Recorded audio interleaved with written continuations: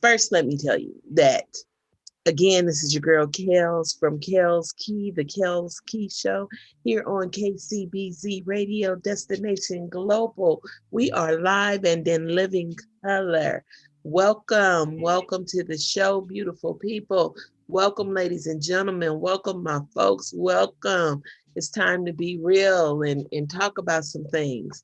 So to get started with that, I kind of wanted to open up with, I do my quote for the week.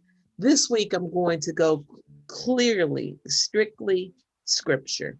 I'm going right to my source, right? We all have different sources. My source is the Bible. When I need strength, when I need wisdom, when I need understanding, I rely on the word. Doesn't mean that I'm necessarily holy, but I do know where to get my strength from. How about that? We're coming from James, the first book of James, the second through the fourth verses. New International Version, ladies and gentlemen. Consider it joy. Consider it pure joy, my brothers and sisters, whenever you face trials of many kinds. In the King James Version, it says, whenever you fall into diverse temptations. Verse 3 says, because you know the testing of your faith produces perseverance. Let perseverance finish its work so that you may be mature and complete, not lacking anything. I feel my inner pastor coming out. May the Lord add a blessing to the reader and the hearers of his word. And I think I really mean that today, because I want us to talk about the temptations. Today, our faith is being tested. For anybody who got out there and voted, for anybody who is putting faith in the system, that your voice is being heard, that your vote counts. That's what today is about. If you're like me, I've been feeling anxiety all day. As a matter of fact, I've been feeling anxiety for the last couple of days, all weekend. Part of it may be, media induced, because I tend to follow the media outlets, the major media outlets, and get their opinion and get the opinion of political pundits. And that certainly can increase anxiety. It does. And if you're not doing it, don't. Avoid it. Avoid watching the news 24/7, or just listening to it or hearing what they have to say. Avoid all of that, because it does increase anxiety. It makes us nervous. It makes us anxious. It makes us worried and concerned about things that we really can't change, right? We can't change. The power is not in our hands until November 3rd, until the first Tuesday every 4 years, when we get to exercise that power to change the representative who reflects our ideals and values most closely as the head of states. In other words, until we get to vote for this president. Now, we know that 45 has been an absolute terror for the last 4 years. And not in every way. Let me back up, because I don't want to completely annihilate him, though he certainly would deserve it. But he did do some good things with trade. He did some good things with NAFTA. He did some good things with bringing business back and imposing tariffs on companies who wanted to go abroad, because they were taking businesses here. They were taking businesses away from us. So we wanted to make sure that we, right, appreciate that. We got to appreciate that. We got to be objective, fair, and balanced. We'll give him that. And then I'm supposed, if you're someone who has money in Wall Street or big money, top 10% earners, he probably did you a favor too. So we will acknowledge that for you, and we will acknowledge that for him. Trump, you get kudos. But there are so many other areas in which Trump has failed. First, let's stop all the BS. Trump didn't do more for Black people than any other president since Abraham Lincoln. That's just never going to be true, right? Even if he wanted to think that, he didn't. We could even go back to what's his name? The New Deal, Roosevelt, and Roosevelt's New Deal, and how that impacted the life of African Americans. Although it was at a time when it was needed and it impacted all Americans, it certainly had a great impact on African Americans. Maybe we bring it up a couple of years to the conversation that was started by JFK, with getting a Civil Rights Act enabled. JFK was killed, but it took a man of the nature of Lyndon B. Johnson to stand up and to do it against all odds, against everybody in his party who totally disagreed with the Civil Rights Act. He stood against all of those men, all of those what we call DWMs right now, because they're dead white men, most of them. But he stood against all of them, and he pushed through the Civil Rights Act. Is that more than Trump did? No, because the juxtaposition of Trump's language, his rhetoric against his acts would certainly seem to indicate or suggest that Trump is racist. And Trump doesn't really care about the interests of Latinos or African Americans. He isn't in the game for you. He never has been. He's in the game for the wealthy. He's in the game for the big business. He's in the game for his friends. And he's not in the game even for them. He's in the game to impress them so that he can blow his or rub his nose in it, to say that you see, you bougie, pompous people who didn't accept me, I'm better than you after all. But nobody wants to hear that. Nobody can see that, because again, the ultimate color that matters to Trump after orange and pink, after orange and pink is green, right? It's green. It's green that caused him or let him pay $750 to the United States, but over 220 to China. No wonder you don't like China. China is taking all of your money in taxes. No wonder you wanted to put it to China. China was putting it to you. Yes. So these are things that we think about when we think, oh my gosh, what if we got another 4 years? What if we got another 4 years of a man who has not had any of our best interests? What about if we got another 4 years of a man who incites what? The white supremacists, or those who engage or indulge in misogyny, or just pure racism. What about all these people? So that means here comes the Proud Boys, here comes KKK, here comes the Aryan Nation, here comes QAnon, all these folks that Trump supported. And guess what, ladies and gentlemen? If you're watching simultaneously the news right now, you will understand that some of these states where these people exist are actually voting for Trump. When last I checked, Florida was too close to call. How about places like West Virginia, which Biden was currently leading when I last looked at it, but it's a traditionally Republican state. Can Biden flip it? I doubt it. So we don't want to get too excited. What we want to do is make sure that we understand that there is a possibility that Trump can win. And we just got to keep prayerful. We got to stay powerful. We got to stay focused. And we got to know that this is just a test, right? This is a test that's trying our faith.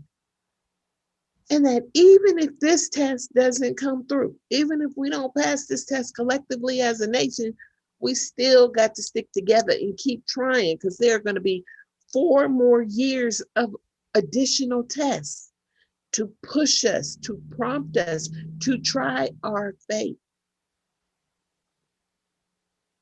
And so, ladies and gentlemen, I'm imploring my audience my beautiful, intellectual, sophisticated, knowledgeable audience to exercise a little patience, to exercise a little faith that America collectively has done the right thing, that America collectively is going to vote Donald Trump in. I mean, listen to me. Joe Biden. See, they're on my nerves, Donald Trump. But Joe Biden in. Joe Biden and Kamala Harris. Even for those people who don't really care for Kamala Harris, we need to make sure that we change the trajectory of the nation. If we don't change the trajectory of the nation on today, it can get decidedly worse. Again, we're talking about an oligarch, we're talking about fascism, we're talking about tyranny, we're talking about a lame duck president who knows he has nothing to lose. And so he's going to throw everything at you that he can. Let's think about that. That means more divisiveness, more racism. And because Trump is somebody who likes to appeal to his base, that's going to mean more police brutality and police abuse, less government intervention, right? Overhaul of Obamacare, complete overhaul of Obamacare. And it possibly, quite possibly, could mean that the coronavirus can be the play for a cure, could be extended even further out, where they think things may revert back to normal by the summer of 2021. It could even be pushed out further into 2022. Why would I say that? What's wrong with you, Kale? Stay positive, stay positive. I am staying positive, but I'm also staying realistic. And I'm recognizing that this is something that we're going to have to look at and think about. It's something that we're going to have to face, because ultimately, guys, it's going to impact all of us ultimately. And unless we are honest, unless we are true to ourselves, unless we can have the important dialogues without being overly sensitive, right? Now, last night I was in class and I was working, and we went through the entire lesson plan. And then one of my students, I said, okay, at the end of this class, we'll talk about the political election, the upcoming election. Let's talk about some of the things, some of the issues that you're concerned about and what you guys want to talk about. Well, one person jumped in. This is not the class for that. This is not an appropriate conversation. We shouldn't be having this conversation. It's too sensitive, too many touchy nerves, and it could just set off a firebomb. And while he was typing that in the chat, another student unmuted himself and proceeded to say this. Well, Professor, I don't think Trump has done anything wrong. The reason that COVID spread is because of the governors. The governors made that happen. Look at it here in California. Governor Newsom took over, and so that's when it got bad. And my eyes got huge. Like, what? Okay. And if have you ever, maybe you have had to stand in front of people and you're listening to something so incredulous, but you have to maintain professional decorum, or you keep a straight face because you don't want anybody to read your facial expressions. Yeah, that was me. And I've been told I have a very expressive face, right? People can pretty much tell what I'm thinking by looking at my face. I doubt it, but that's what I've been told. So I'm listening to this man and I'm reading these comments down in my left corner in the chat window. And I'm thinking to myself, you're kidding me, right? You're kidding. And so then one of my other students jumps in and he says, well, I think that there's going to be a sea change. And there's going to be a sea change because it's just too much divisiveness in this country. And the current president has taken us back like to almost pre civil rights, right? Jim Crow, to the Jim Crow era. And if he has his druthers about him, that's what he'll do. So I'm listening to this guy. I'm still reading the comments. The comments down there. Now this guy, this other guy is really like, I told you it's just too sensitive. It's too much. We can't talk about it. To which then I responded, what do you mean we can't talk about it? Why can't we talk about it? We're having a conversation. We're having honest dialogue. And why isn't it appropriate? You're learning how to write a persuasive argument. That's what this class is about, persuasive argument. And a part of persuasive argument is being able to understand critical thinking. And critical thinking invites us to be objective. We don't prove we're right, we seek out truth. And in order to do that, we have to have the difficult conversations. We have to be able to talk to one another about things even when they make us uncomfortable. For all the white people, that's white fragility. For all the races, that's racism. Why don't you like black people? What have brown people ever did to you?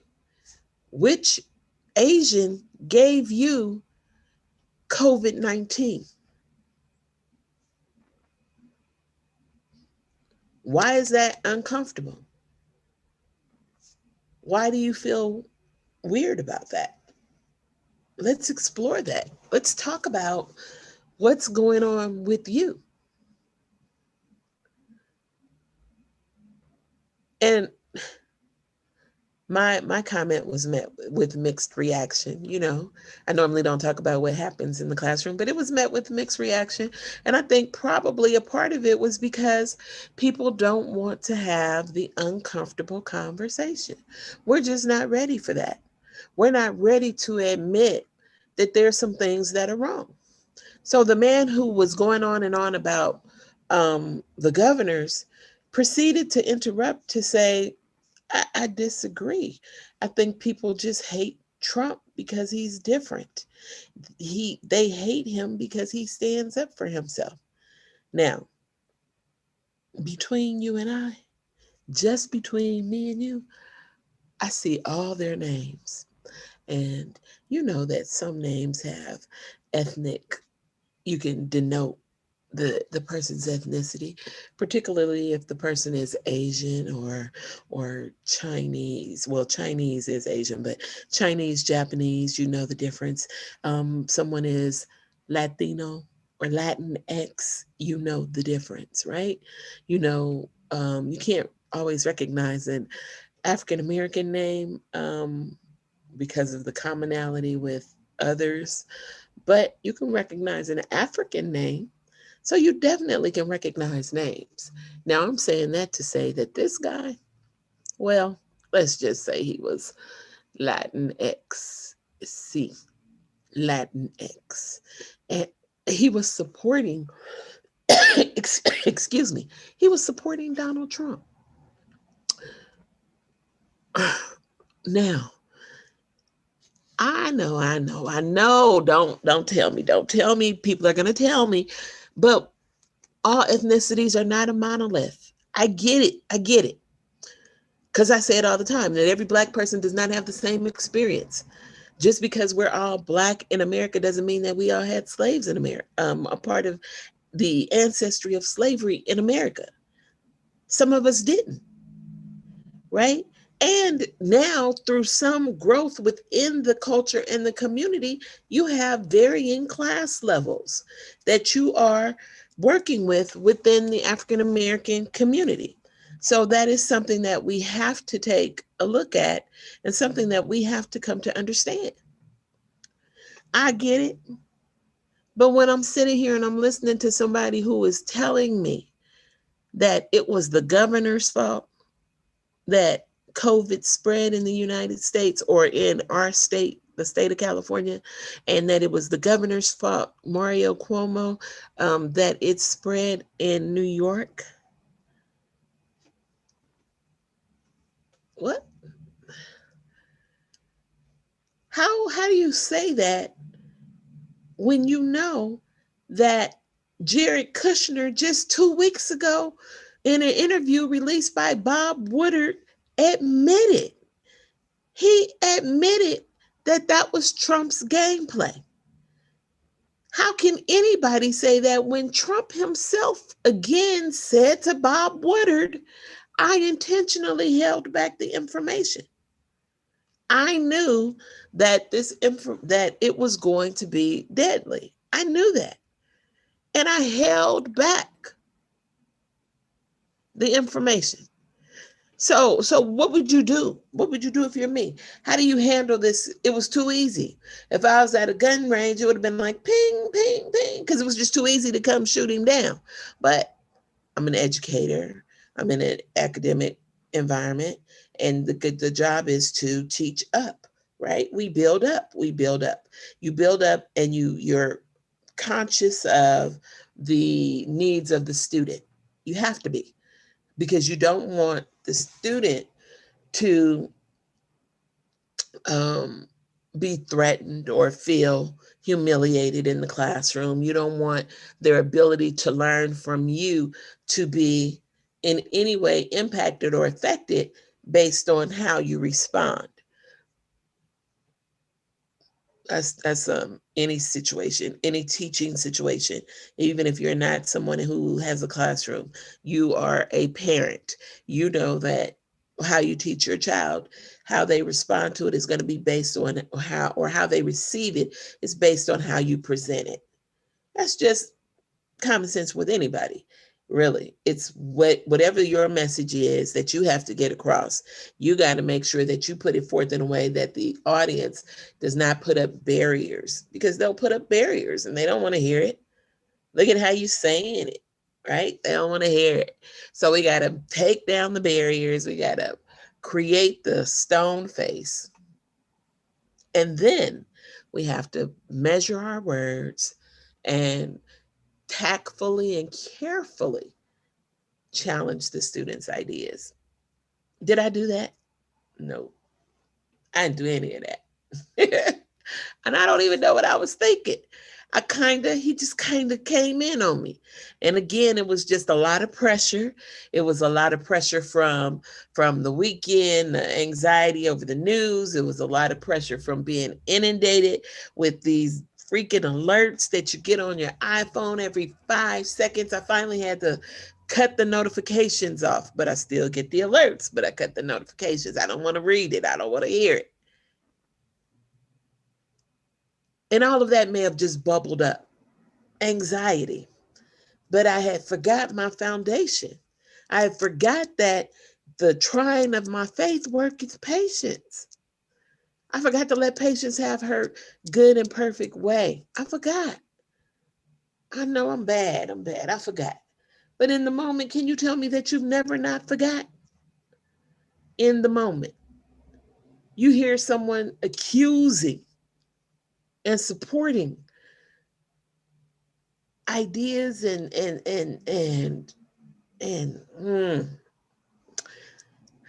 ideals and a president that you come on now. What about that statement was true, that the governors were at fault, that Trump had no fault in it? And he told me he was doing fine financially, so he didn't have nothing to worry about because he could take care of him and his family.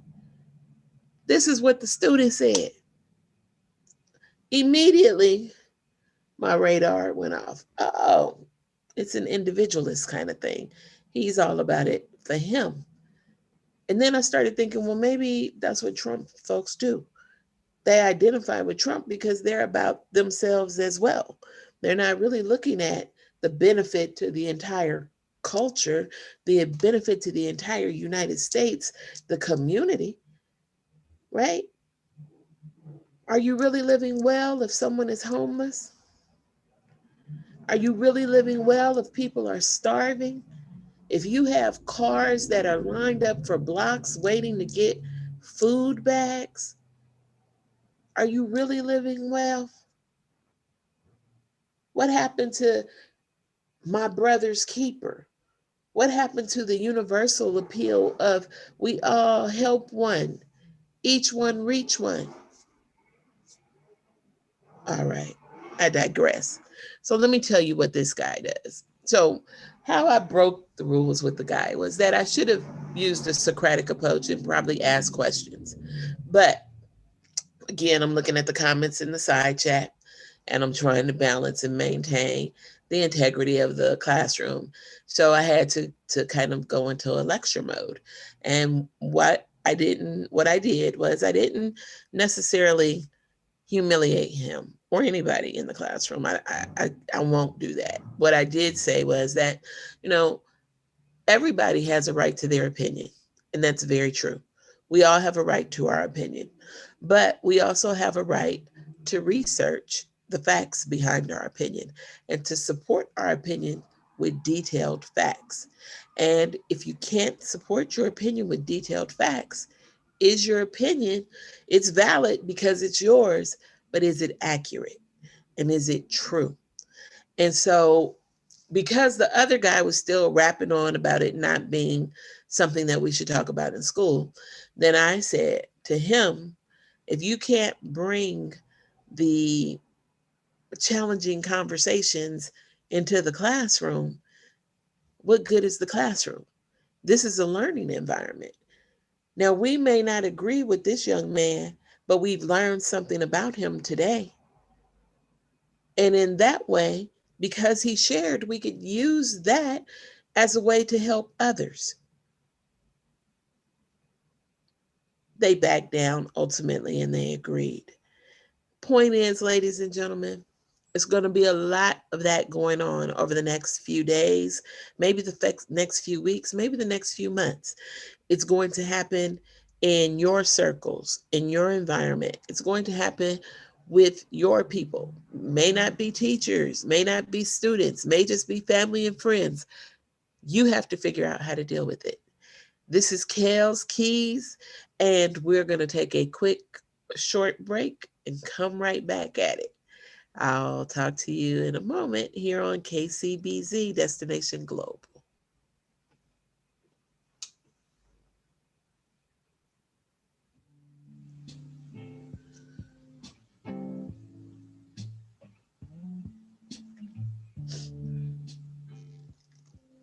Everyday actions to help prevent the spread of the coronavirus. Wash your hands. Avoid touching your eyes, nose, and mouth. Cover your cough or sneeze. Avoid close contact with people who are sick.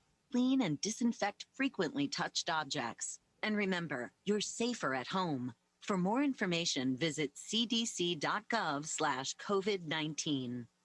So, are you tired of your insurance company treating you like an account number instead of a real person? Then visit freemaninsurancservices.com. Freeman Insurance Services is a family-owned business in Albany, California with over 30 years of experience offering the personal service and attention you deserve. With auto, home, business, life, and medical, your insurance solutions are tailored to fit your personal, family, or business needs. Real people, real service, real solutions. For more information, log on to www.freemaninsurancservices.com or call 510-528-2700. That's 510-528-2700. Hey there. This is your girl Kels Keys here on KCZB. Listen to me, KCBZ Radio, Destination Global. I am all tongue tied because my mind is racing. And let me just tell you that it is my show is Provocative Thoughts from a Provoked Mind. So back to the conversation, ladies and gentlemen. The point that I'm trying to make is that as I closed out, I was saying that we're going to face these conversations. We have to. Whether Trump is the president or Biden is the president, we're going to be facing some difficult conversations over the next few weeks, probably the next few months, because we need to repair. There needs to be a healing in the land, and it needs to be across the board from everybody. So we all have to do our part. in order to make that happen, which means what? That you're going to have to be willing to be open, one, honest, two,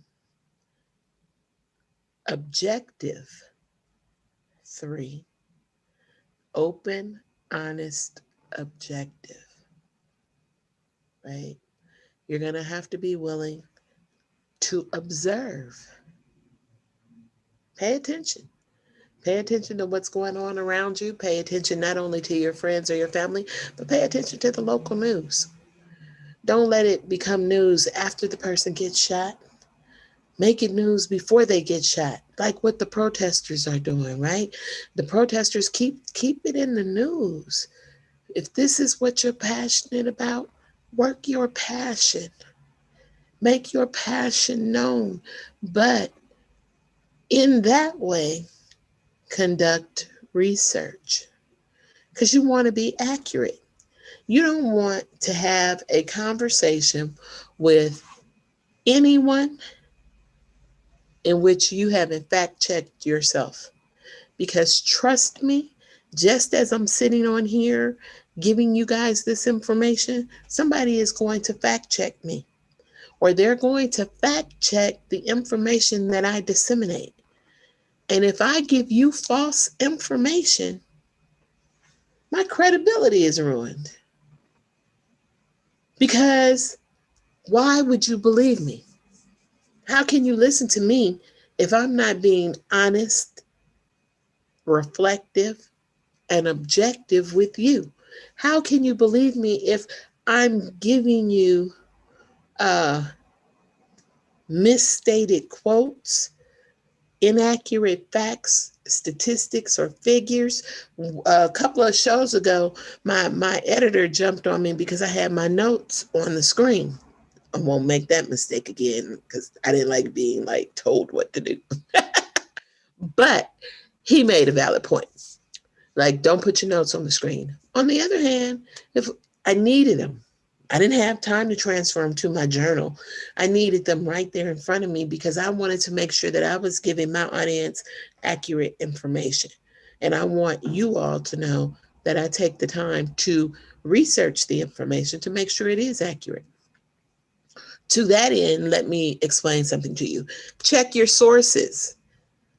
If your sources are invalid or inaccurate, if it's quote unquote fake news, then you're going to present fake news. To the young man that was in my class last night, I didn't. All I could do was to just simply say, please make sure that you check your information. You're welcome. We invite all kinds of dialogue in the classroom. So you're more than welcome to bring back this point and raise it again. But bring me some facts to support it. Because your opinion is simply your opinion if you have nothing to back it up. If there is nothing to support your position. When we listen to these pundits, many of the pundits, whether you're listening to a sports pundit or a political pundit or a social critic, whomever he or she is, you're listening to somebody who has conducted research on their information to make sure that they present it accurately to you. To make sure that you fully understand where they're getting their information from. Now, why is that important? Somebody is saying, why is she mumbling about this? Why is that important? Because in the difference between having open, honest dialogue and just a conversation that can incite emotion is muddling through the bullshit. Yeah, muddling through the BS.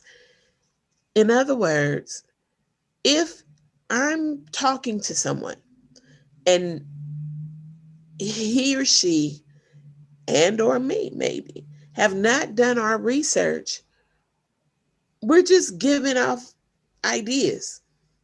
Now, I'm not a person to stand up here or to sit or to be in a class or to profess my opinion on a radio show. I'm not that person to do that without having something to say, something that I think is valuable for my audience and my listeners, and something that I think would be beneficial to for others to hear.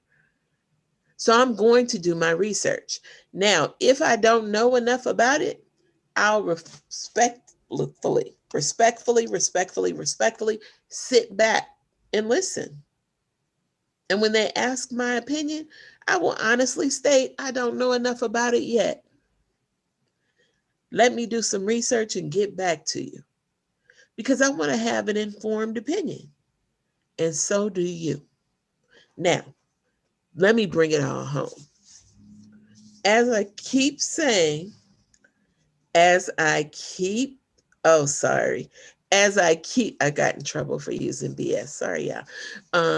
As I keep saying, you're going to, in the next maybe few weeks, um, maybe a few months, you're going to be having a challenging conversation, a difficult conversation.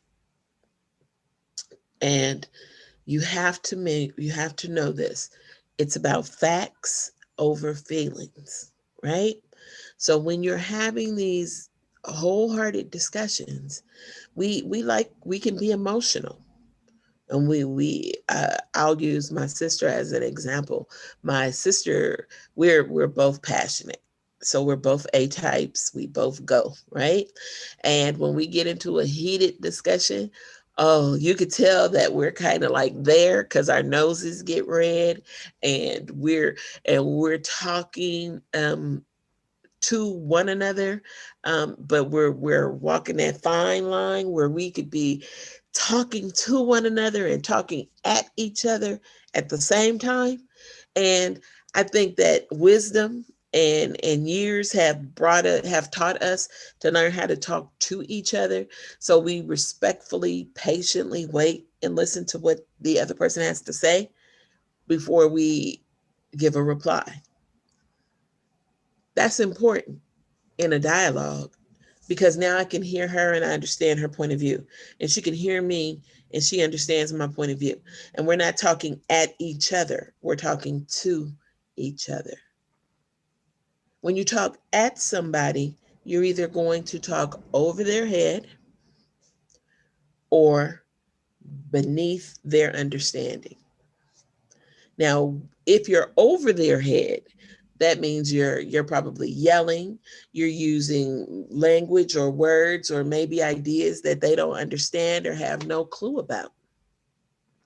If you're talking to somebody beneath their level of understanding, you are probably relying on profanity. You're attacking the individual. You are, just throwing stuff out there because you're not with it. Either of those situations generally means you're in your feelings. Now, it's going to be hard over the next few weeks, over the next few months, regardless of the result. It's going to be hard not to get in your feelings. That will be hard.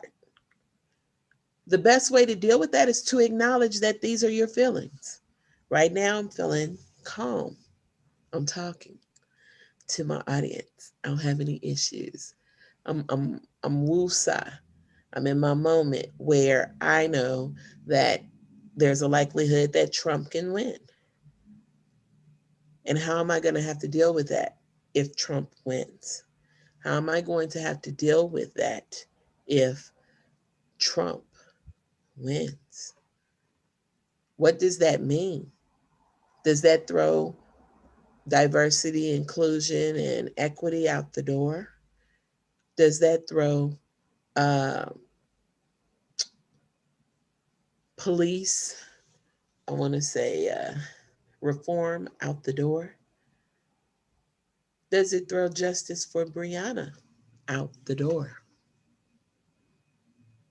Are all of the people who are currently barely struggling to survive, barely making it, who rely on Obamacare, is that going to throw health care out the door? Will Trump really reform Obamacare and get rid of it? And what will happen to all of the millions of people who currently rely on it. When those people, we pray that they don't, but there's a possibility that they might catch COVID. They don't have access to Walter Riley Hospital. They don't have access to steroids and hydrochloroquine. They just don't have that. So is this what we're really going to do? That's a possibility that we have to consider. And it's something that we have to face. And if it happens, it'll certainly make us emotional. But the challenge is to rise above it, is to rise above your emotion and to rely on facts, to do your research, to take your time, maybe read the New York Times, maybe read the Washington Post, maybe go read Politico, but read so that you can get your facts straight. And if you're right leaning, then pick up, the Drudge Report, or pick up Fox, but you need to have your facts. Don't just tell somebody that the governors were responsible for it, because that's a retro. Don't misstate your facts and say that Trump was concerned when we clearly have evidence that he wasn't. Don't tell me that he's not a racist when there are so many different indicators that suggest that he is. And don't tell me that he's going to enact the Black agenda for America. Because I'm thinking that was just a ploy to get more young Blacks involved in voting for him. There are things that we have to look at, ladies and gentlemen. We have to acknowledge to ourselves that if Trump wins, we're responsible for it, right? Even if we voted for the other side, we're responsible for it. Because there are cracks in the windows and air is seeping in, and it's the nasty, dirty air, the cold air, the air that doesn't care about you. And we're responsible for it. And so we have to collectively represent as the United States to continue to fight the good fight, to continue to say, if this man wins, that we're going to do something different in a way that we can. We're going to be on the front lines. The battle, instead of being over, will have just begun. It's just beginning. And if the first 4 years were, whoa, then the second 4 years are going to be even more so. And so these are things that we have to talk about. These are things that we have to think about. And you, again, need to be open, objective, honest, truthful, and conduct research. You have to be willing to listen as well as express your point. Don't seek being right. Seek out truth. What is truth here? Right? If you're not familiar with history, get familiar with it. Quickly read Howard Zinn's People of the United States, the abridged version, if you will. And then flip over to take a look at maybe other works. White fragility. What does that actually mean? What does it mean to have diversity, equity, and inclusion? What does it mean to be anti-racist? These are ideas that we have to have on a national stage, and not when the next George Floyd is held down for 8 minutes or 8 minutes and 43 seconds, or the next Breonna Taylor has 6 gunshots inside of her, and the Black Attorney General conveniently neglects to disseminate that information to the grand jury. We can't wait for the protest to happen. We got to jump in and get proactive before it does. So today was the president and the Senate and members of the Senate and members of Congress. So now we got 2 years to make sure that if whatever didn't work this time around, we can change it. Because the president ideally is the figurehead. It's the Congress that shapes and enforces and informs law, that makes policy, right? That's why Trump is such a tragedy, because he's come in and pretty much run roughshod. And they say that even if he loses, it's still his party. And they say even if he loses, he still gets to run for 4 more years in 4 years. That they're grooming his son to be the next person who speaks up. So that's more Trump and more Trump-isms. Now, we have to figure out what we're going to do and how we're going to do it. This sounds like I'm conceding to Trump. I'm not. Because now in my last 10 minutes, I'm getting ready to flip you on your ears. Same thing that applies to Trump applies to Joe Biden and Kamala Harris. For many of you who voted for Harris and Biden, or Biden and Harris, for many of you who voted for that ticket, it was an anti-Trump vote. You don't necessarily reflect the Democratic ideals or virtues. You really don't like them at all.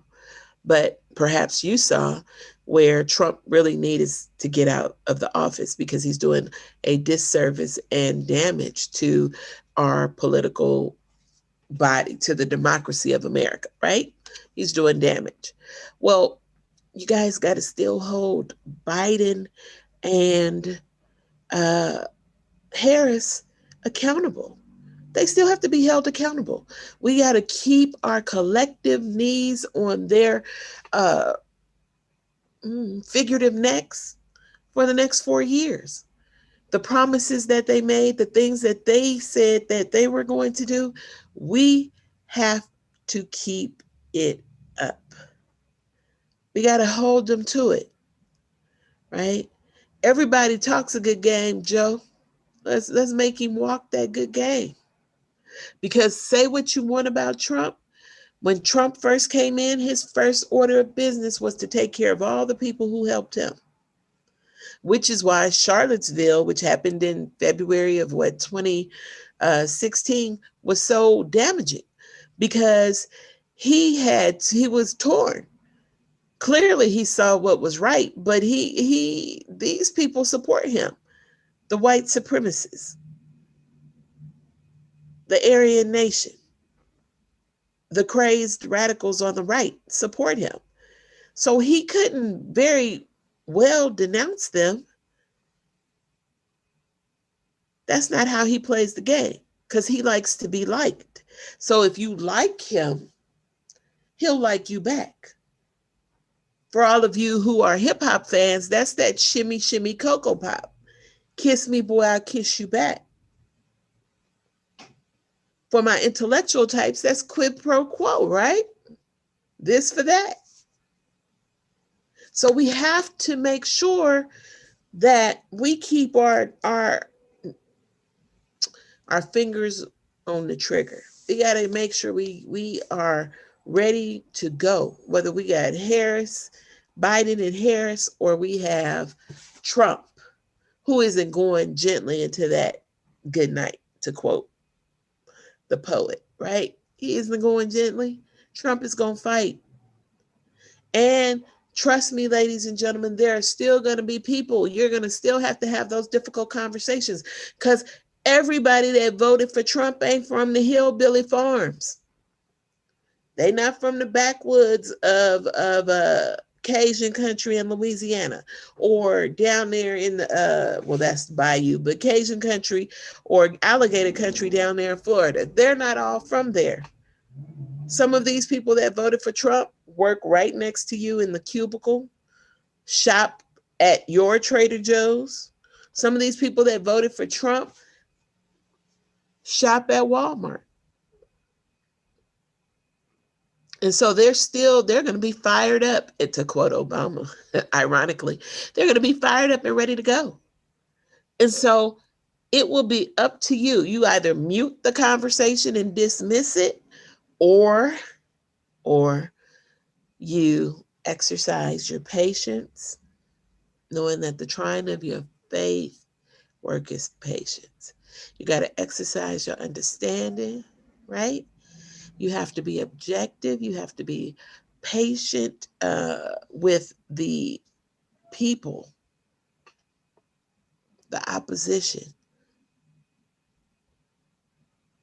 And because they're a little bit more passionate and a little less facts, they're a lot about their feelings and not necessarily about the facts.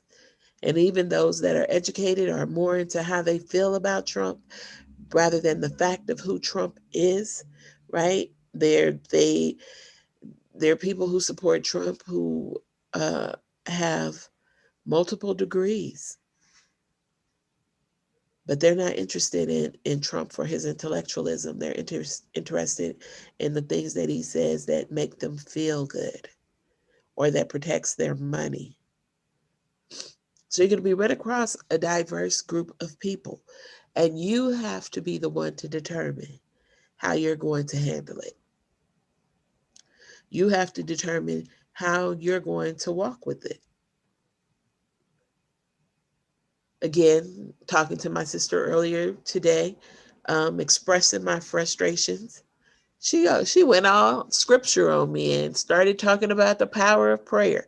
Now, I don't think I really wanted to hear that because I really wanted to be in my emotions about Donald Trump.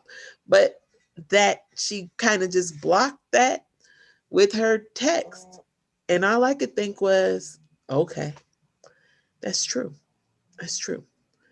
And so it got my mind to thinking about finding that place, finding your spiritual place, finding your grounding, right? You got to find your grounding because what's coming up over the next few months is going to try you. So you have to find your footing and you have to dig in and be firmly planted and deeply rooted so you won't let anything shake your foundation or shake who you are. Your diamond has to come out, right? We know diamonds can be chipped, but they're never cracked. They can't be broken. Not a genuine diamond can't be broken. So you need to make sure that you bring out your genuine self and allow goodness and mercy to prevail. Allow whatever it is that is your goodness and mercy to prevail. Cooler heads will always beat emotional ones. And I know that it doesn't seem like it in the moment, but the emotional outbursts, me just using colorful language earlier, that has its place, but every place it has is not meant for it to be. And so be careful of the things that we say and the things that we do, especially in the next few months. Between now and January 20th and perhaps even after the 20th. So the way that it works is these races will not be called tonight. Tonight we'll have a good idea of where the trajectory is going, how things may play out. But then you have ultimately some states are allowed to carry out the vote for another week or so, another couple of weeks or so. And really, they don't have to decide on a winner until December 7th. And we know that Trump has already talked about challenging or contesting many of the races, particularly in battle states or key states that he feels he should have won. He's going to protest, or at least that's what the threat is.